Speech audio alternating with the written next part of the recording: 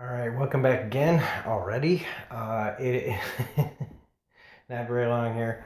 So we're back with more Oranges and Black season 6. We are at episode 5, which is called Mischief Mischief. And if you haven't seen it, make sure to go check it out. Then come back, watch this little thing, and then you can tell me what you think about it. God, I must be getting tired.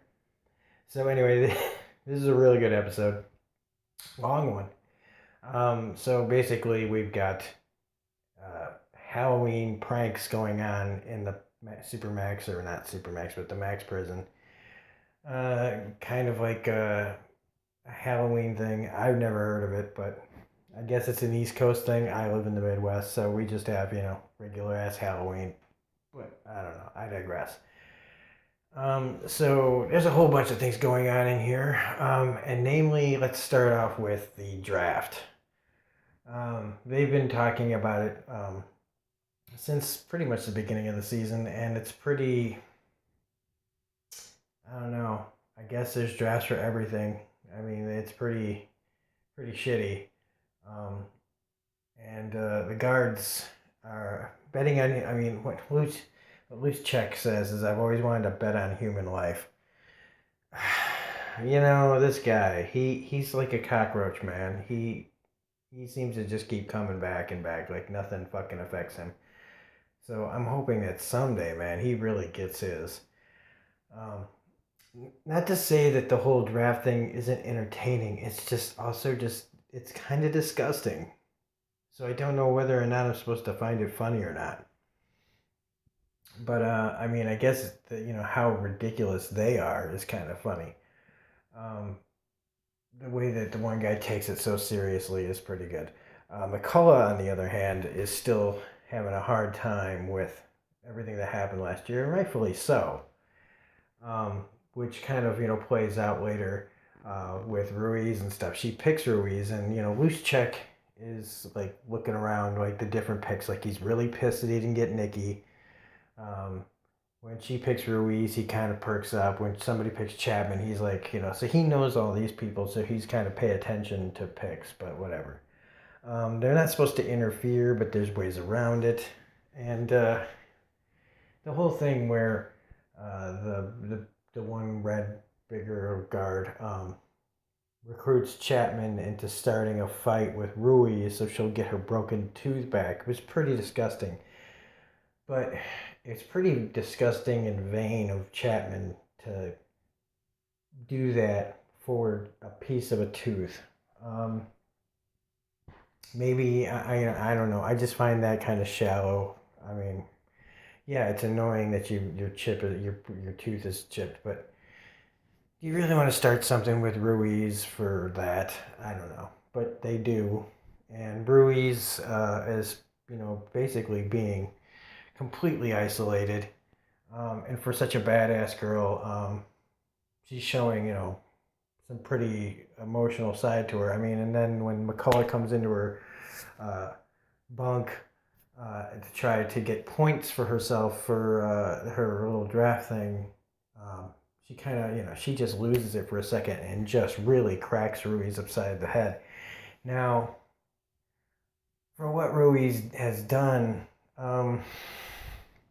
she's kind of reaping what she sowed a little bit. It is inappropriate of a guard to hit another guard, but I mean, the men have been hitting the ladies this season quite a bit, so I don't know. It's at least I don't know how to put it, but poor Ruiz. I mean, I guess I kind of do. Like, I have sympathy for these characters at times when they've done some pretty bad stuff, but they're still people. And so, like, let's just get right to it. I'm not sure if Ruiz is dead or if somebody, just really wanted to, hurt her. But her being isolated does make her a target. She knows it. And at that most, like, very intimate and exposed moment where she's crying in the bathroom, I kind of had a feeling. It felt like something bad was going to happen. Like, this is that moment.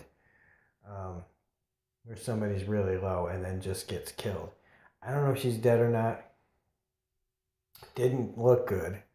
But, you know, somebody put her in the toilet and held her there for a while. But I don't know. Maybe, I just feel like Ruiz is more of a fighter. But I don't know. We'll see. What else do we got going on here? Just more little pranks. The Battison thing, extorting, you know, commissary from Chapman. I do like how Alex is working her, but again, Chapman's just so, you know, she's so whiny about it. You know, Alex is clearly the dominant person in that relationship, but she, you know, she just whines a lot, and it's just kind of annoying. Let's see, but you got to watch out again more for that Battison thing. I like how Suzanne and Berlin become reluctant roommates. Except Berlin, I believe, is pretty much regretting it immediately. I kind of wonder if the draft didn't say a little bit of, you know, like partial foreshadowing, because the one guy with the Mormon, he picked both of the Karen and Barbara. And they're both like, their noses are so clean, you know, they don't do things themselves. But maybe that's telling. Maybe the Mormon's going to be the one with the most points because he picked the two bosses. Maybe something will happen there.